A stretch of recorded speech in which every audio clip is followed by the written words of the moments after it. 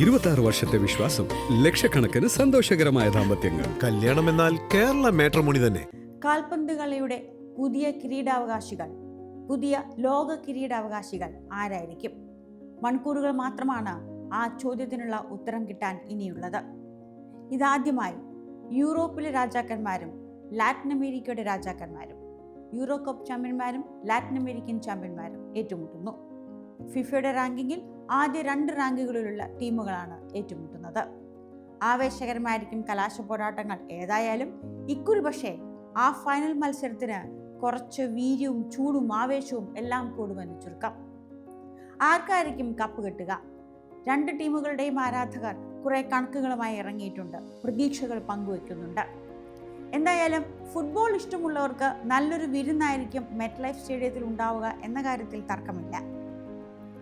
Lionel മെസ്സിക്ക് തുടർച്ചയായ 2ാം ലോക കിരീടം നൽകിക്കൊണ്ട് ലോകകപ്പ് എന്ന് പറയുന്ന വേദിയിൽ നിന്ന് ഒരു യാത്രയപ്പ് നൽകാൻ അർജന്റീന ടീം മൊത്തം ആഗ്രഹിക്കുന്നുണ്ട്.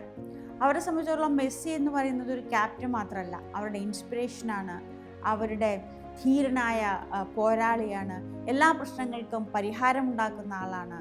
മെസ്സിയെ കണ്ട് ആരാധിച്ച് മെസ്സിയുടെ കളി കണ്ട് പഠിച്ച് വന്ന ടീമാണ് മൊത്തത്തിലുള്ളത്. എന്തെങ്കിലും ഒരു പ്രശ്നം വരുമ്പോൾ അവരെല്ലാവരും മെസ്സിനെയാണ് നോക്കുക. മെസ്സി എന്തെങ്കിലും ഒരു വഴി ഉണ്ടാക്കി തരും എന്ന മട്ടിൽ മെസ്സിക്ക് വേണ്ടി കളിക്കുന്ന ഒരു ടീമാണത്. ആ ഉത്തരവാദിത്തം അവോളം മനസ്സിലാക്കിയിട്ടുള്ള ആളാണ് മെസ്സിയിൽ. ഗോൾ അടിക്കാൻ മാത്രമല്ല, ഗോൾ അടിപ്പിക്കാനുള്ള മെസ്സിയുടെ വിരുദ്ധ ഏറ്റവും കൂടുതൽ കണ്ട മത്സരങ്ങളിലൂടെയാണ് അർജന്റീന ഫൈനലിൽ എത്തിയതും. പ്രത്യേകിച്ചും ഇംഗ്ലണ്ടിനെതിരായ മെസ്സിയുടെ അസിസ്റ്റ് എത്രത്തോളം ഗംഭീരമായിരുന്നു എന്ന് നമ്മളെല്ലാവരും കണ്ടതുമാണ്. അതേസമയം അർജന്റീന ടീം ഫൈനലിലേക്ക് മുന്നേറുമ്പോൾ അവരുടെ പിന്നാലെ പൊതുവെ അർജന്റീന ടീമിന് മറ്റു ലോകകപ്പിലൊന്നും നേരിടാത്ത വണ്ണം ഒരു കരിനിഴലും പിന്തുടരുന്നുണ്ട്. അവരുടെ ഫൗളിങ്ങിൻ്റെ പേരിൽ അവരുടെ ഫൗളുകൾ റഫറികൾ കാണുന്നില്ല എന്ന ആക്ഷേപത്തിൻ്റെ പേരിൽ, ഇംഗ്ലണ്ടിനായ മത്സരത്തിന് ശേഷം രാഷ്ട്രീയ മുദ്രാവാക്യം എഴുതിയ പോസ്റ്ററുകൾ അത് കാണിച്ചതിൻ്റെ പേരിൽ, മത്സരം കാണാനെത്തിയ അർജന്റീനയുടെ ആരാധകർ ഇംഗ്ലണ്ടിനോടും ഇംഗ്ലണ്ടിൻ്റെ ആരാധകരോടും കാണിച്ച മോശം പെരുമാറ്റത്തിൻ്റെ പേരിൽ, ഈജിപ്തിനെതിരെ കളിക്കാൻ നിന്നപ്പോൾ അവർ ഇസ്രായേൽ അനുകൂല പോസ്റ്ററുകൾ ഉയർത്തി അവരെ പരിഹസിക്കുന്ന, അപഹസിക്കുന്ന, വർഗീയ വിദ്വേഷമുണ്ടാക്കുന്ന രീതിയിൽ മുദ്രാവാക്യങ്ങൾ വിളിച്ചതിന്, അവരെ കളിയാക്കിയതിന്, ഇങ്ങനെ കുറേ പ്രശ്നങ്ങളുണ്ട് അർജന്റീന ടീമിൻ്റെ പിന്നാലെ. പൊതുവെ നമ്മൾ അർജന്റീന ടീമിൽ കേൾക്കാത്ത വണ്ണം ഇപ്പോൾ ഫൗളിൻ്റെ കാര്യം നമ്മൾ കണ്ടിട്ടുണ്ട്. അവർ അതിഗംഭീര ടീമാണെന്നുള്ള കാര്യത്തിൽ സംശയമില്ല. ഞാൻ ഇടയ്ക്കിടയ്ക്ക് പറഞ്ഞ മാതിരി കാൽപന്ത് കളി ഈസ് ഈക്വൽ ടു എന്ന് വെച്ചാൽ അതിൽ വെക്കാൻ പറ്റുന്ന 2 ടീമാണ് ബ്രസീലും അർജന്റീനയൊക്കെ. അങ്ങനെയുള്ള ടീമാണെന്ന് പറയുമ്പോൾ തന്നെ എല്ലാ കളികളിലും അവർ അസലായിട്ട് ഫൗൾ നടത്തുന്നുണ്ടെന്നുള്ള കാര്യത്തിൽ സംശയമില്ല.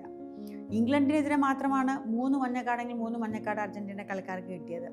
അതിൽ കൂടുതൽ കാർഡ് കിട്ടാൻ അർഹതയുള്ള നിരവധി ഫൗളുകൾ അവർ നടത്തിയിട്ടുണ്ടായിരുന്നു. സിമിയോനെയൊക്കെ ആൾക്കാരെ പിടിച്ച് തല്ലുമായിരുന്നു, പല കളിക്കാരുടെയും മുട്ടിനിട്ട് കുത്തുകയായിരുന്നു. ഇതൊക്കെ നമ്മൾ കണ്ടതാണ്. അവരുടെ അപ്പോൾ പോലും അത് മറികടന്നിട്ട് നമ്മൾ അർജന്റീനയെ കുറിച്ച് പറയേണ്ടതെന്ന് വെച്ചാൽ, പിന്നിട്ട് നിൽക്കുമ്പോഴും കളിയുടെ അവസാന വിസിൽ ഊതാൻ വരെയുള്ള അവസാന വിസിൽ ഊതുന്ന വരെയുള്ള സമയത്ത് അവർ കാണിക്കുന്ന ഒരു സ്പിരിറ്റ്, അപ്പോഴും ജയിക്കാൻ പറ്റും എന്ന ആത്മവിശ്വാസം, അവസാന നിമിഷവും ഗോൾ അടിച്ച് ഞങ്ങൾ ജയിക്കും എന്ന് പറയുന്നൊരു വീര്യം ഉണ്ടല്ലോ, അത് കാണാൻ നല്ല രസമാണ്. അപ്പോഴാണ് നമ്മൾ ഈ ഫൗളുകളെ കുറിച്ച് ശ്രദ്ധിച്ചാൽ മതി. ഈ ഫൗളുകളുടെ വാർത്തയാണെങ്കിൽ എല്ലാ വാർത്തകളും കുറച്ച് കഴിഞ്ഞേ വരിക. അതപ്പോൾ ആരും ശ്രദ്ധിക്കാതെ പോകുന്നത് കൊണ്ടല്ല. അത് ഫൗൾ നടക്കുമ്പോൾ തന്നെ എല്ലാവരും അത് കാണുന്നുണ്ട്, എന്തിനായി കാണിക്കണമെന്ന് ചോദിക്കുന്നുണ്ട്.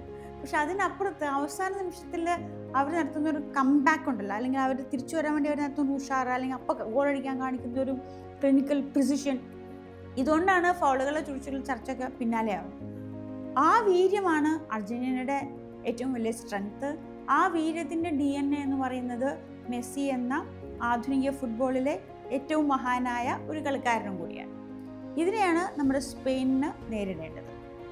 സ്പെയിൻ വരുന്നതും സ്പെയിൻ്റെ ഒരു ക്വാളിറ്റി അർജന്റീന വെച്ച് നോക്കുമ്പോൾ അവർ ഒരിക്കലും ഒരു ഏകശില കേന്ദ്രീകൃതമായൊരു ഫുട്ബോൾ സിസ്റ്റം അല്ല.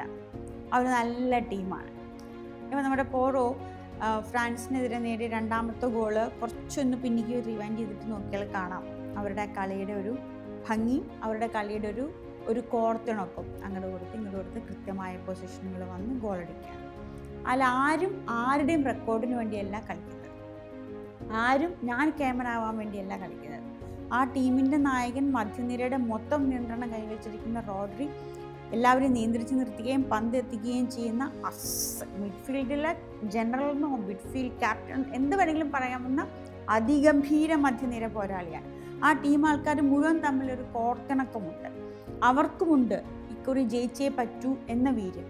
നമുക്കറിയാം, ഈ ടൂർണമെൻറ്റിൽ ഏറ്റവും വലിയ ഫേവറേറ്റുകളായിരുന്ന ഫ്രാൻസിനെ അവർ അസലായിട്ടാണ് തോൽപ്പിച്ചത്. ഗ്രൂപ്പ് സ്റ്റേജിൽ അവർ അതിഗംഭീരമായിരുന്നു, നമുക്ക് വിമർശിക്കാം. ഗോൾ വഴങ്ങിയില്ലെങ്കിലും അവർ ഗോൾ അടിക്കുന്നതിലും അത്ര ഗംഭീരമൊന്നും കാണിച്ചിരുന്നില്ല.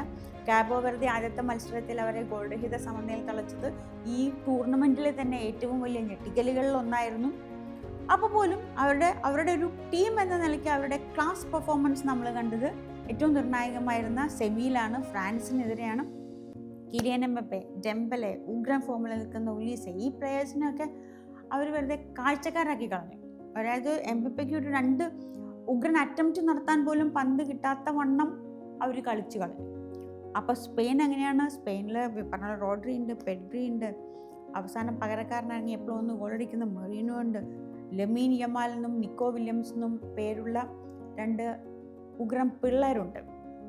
അവർക്കും തെളിയിക്കണമെന്നുണ്ട്. ഈ പുതിയ ലോകത്ത് ഫുട്ബോളിലെ പുതിയ താരോദയം എന്ന് വെറുതെ വിളിച്ചതല്ല എന്ന് തെളിയിക്കണമെന്ന് ലമീൻ യമാലിന് നിർബന്ധമുണ്ട്. നിക്കോ വില്യംസ് പരിക്കിൻ്റെ പടിയിലായതുകൊണ്ട് അതിഥി വേഷത്തിലെത്താൻ സാധ്യതയുള്ളൂ. അപ്പോൾ പുള്ളിക്കുമുണ്ട്. ഈ 2 പിള്ളേരുടെ കോമ്പിനേഷൻ യൂറോപ്യൻ കിരീടം നേടിക്കൊടുക്കുന്നതിൽ സ്പെയിന് നിർണായകമായിരുന്നു.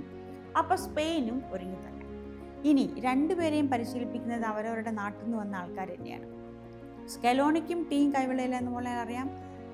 ലൂയി ഡെ ഫൊന്തയ്ക്കും ഈ കയ്യിലെന്ന് പറയാം. ഫൊന്തയ്ക്ക് കുറച്ചുകൂടി അറിയാം. കാരണം ഫൊന്തെ Under-19, Under-21 ചാമ്പ്യൻഷിപ്പിൽ കളിച്ച് ജയിപ്പിച്ച് പറഞ്ഞ് നന്നാക്കി കൂടെ കൊണ്ടു നടന്ന പിള്ളേരാണ് ഇപ്പോൾ സീനിയർ ടീമിന് വേണ്ടി കളിക്കുന്നത്. ആ സീനിയർ ടീമിൽ എല്ലാവരെയും ഒരു വീടുമാരി അല്ലെങ്കിൽ ഒരു കൂട്ടുകുടുംബമാരി അല്ലെങ്കിൽ നമ്മളൊക്കെ ഒന്നാണ് മക്കളെ എന്ന മട്ടിൽ കൊണ്ടു നടക്കുന്ന ആളാണ് ഫൊന്തെ. അതിൻ്റെ റിസൾട്ടാണ് യൂറോ കപ്പ് നേട്ടമടക്കം ഫൊന്തെ ഉണ്ടാക്കി കൊടുത്തത്. സ്കലോണിയാണ് കഴിഞ്ഞ ലോകകപ്പ് നേട്ടത്തിലേക്ക് നീണ്ട കാത്തിരിപ്പിന് ശേഷം 3ാമത്തെ ലോകകപ്പ് അർജന്റീനയുടെ കയ്യിലെത്തിച്ചു കൊടുത്തത് സ്കലോണിയാണ് മെസ്സിയും പിള്ളേരും തമ്മിലുള്ള കോമ്പിനേഷൻ സെറ്റാക്കിയത്. അപ്പോൾ ആ വഴിക്കും സെറ്റ്. ചുരുക്കി പറഞ്ഞാൽ 2 ടീമും ഫുൾ സെറ്റാണ്. ഇനി കാണേണ്ടത് ആ സ്റ്റേഡിയത്തിൽ നടക്കുന്ന നമുക്ക് റഫറി തീരുമാനിച്ചു. സ്ലോവേനിയ റഫറിയാണ് വരാൻ പോകുന്നത്. റഫറിയുടെ കാര്യത്തിൽ തീരുമാനമായി. അദ്ദേഹം പല ചാമ്പ്യൻഷിപ്പുകളും കൈകാര്യം ചെയ്തിട്ടുള്ള ആളാണ്. അതിൻ്റെ വിശ്വാസ കണക്കൊക്കെ നോക്കിയ ആൾക്കാർ പണ്ടായാലും കഥയൊന്നുമില്ല. ഒന്ന് ആദ്യം കഴിഞ്ഞ ലോകകപ്പിൽ ആദ്യത്തെ തവണ സൗദി അറേബ്യ അർജൻറ്റീനയെ തോൽപ്പിച്ച് എല്ലാവരും ഞെട്ടിച്ച മത്സരത്തിൽ പെനൽറ്റിച്ചായിരുന്നു റഫറി എന്നുള്ളതാണ്. അത് അർജൻറ്റീനയ്ക്ക് തലവേദനയാത്ര. അതെങ്ങനെ നിങ്ങൾക്ക് മനസ്സിലായില്ല. കാരണം തുടർന്ന് പോയിട്ട് അതിൽ പെനാൽറ്റി അനുവദിച്ചത് ഈ റഫറി ആയിരുന്നു. അതിനുശേഷം സൗദി അറേബ്യ 2 ഗോൾ അടിച്ചു എന്നുള്ള വേറെ കാര്യം. അപ്പോൾ ഇത് കുഴപ്പം. അപ്പോൾ ഇത്തരം ചില കമ്പാരിസൺസ് വെച്ചുള്ള കഥയാണ്. അതിൽ കഥയില്ല. കഥയുള്ളത് റഫറിങ്ങിനെ കുറിച്ച് ഉള്ള പരാതികൾ, അർജൻറ്റീനയുടെ മറ്റേ ഫൗളുകൾ കണ്ടില്ല എന്ന് നടിക്കുന്നു, അല്ലെങ്കിൽ അർജൻറ്റീനയുടെ ഒരു മൃദു സമീപനമാണ്, അർജൻറ്റീനയ്ക്ക് പെനാൽറ്റി കൊടുക്കേണ്ട പ്രത്യേക താല്പര്യമാണ്. ഇങ്ങനെ കേട്ടിരുന്ന കുറച്ച് പരാതികൾ സ്ലോവേനിയക്കാരനും കൊണ്ടുപോവുകയില്ല. ഇതായിരിക്കും അതിൽ കാണേണ്ട കഥ. അല്ല, പഴയ കഥയിൽ കഥയില്ല. അപ്പം ഒരു മെറ്റ്ലൈഫ് സ്റ്റേഡിയത്തിലേക്ക് വരുന്ന കലാശപ്പോരാട്ടം നടക്കുന്ന ഫിസിക്കൽ വേദി അതാണെങ്കിലും ഈ ലോകമാകെ ഒരു വലിയ മൈതാനമായി മാറുകയാണ് ലോകകപ്പ് ഫുട്ബോൾ ഫൈനൽ എന്ന് പറയുമ്പോൾ. അവിടെ രാജ്യാതിർത്തികളില്ല, ഭാഷാഭേദമില്ല, നിറഭേദമില്ല, ഒന്നുമില്ല. ഒരുവിധപ്പെട്ട എല്ലാവർക്കും അങ്ങനെ വലിയൊരു മൈതാനമായി മാറുന്ന കാൽപന്ത് കളിയുടെ വിശ്വവേദി ആർക്കായിരിക്കും കിരീടം കിട്ടുക എന്ന് അറിയാനുള്ള നെഞ്ചിടിപ്പോടെ കാത്തിരിക്കുകയാണ് എല്ലാ ഫുട്ബോൾ പ്രേമികളും. നമുക്കും ആ വലിയ മൈതാനത്തിൻ്റെ ഭാഗമാകാം, കൈയടിക്കാം, ആവേശത്തോടെ നോക്കാം. നല്ല ഫുട്ബോൾ നടക്കട്ടെ, നല്ല മത്സരം നടക്കട്ടെ, ഒപ്പം നല്ല കളി, നല്ല ഫുട്ബോൾ മുഹൂർത്തങ്ങൾ ഉണ്ടാവട്ടെ. സൗഹൃദത്തിൽ നടക്കട്ടെ മത്സരം. ഫൗളുകളുടെ ആധിക്യം കാരണം അതിൻ്റെ മറ്റു ഗുണം പോകാതിരിക്കട്ടെ. ഉഗ്രൻ കലാശ പോരാട്ടം കാണാൻ ലോകം ഒന്നിക്കുന്ന, ലോകമാകെയും ഒരു വലിയ മൈതാനമാകുമ്പോൾ നമുക്കും അതിൻ്റെ കൂടെ ഇരിക്കാം, കളി കാണാം. ആരാണ് ഗംഭീരമായി കളിക്കുക എന്നോർത്ത് കൈയടിക്കാം, കാത്തിരിക്കാം പുതിയ ലോക ചാമ്പ്യന്മാരെ. Subscribe to One India and never miss an update.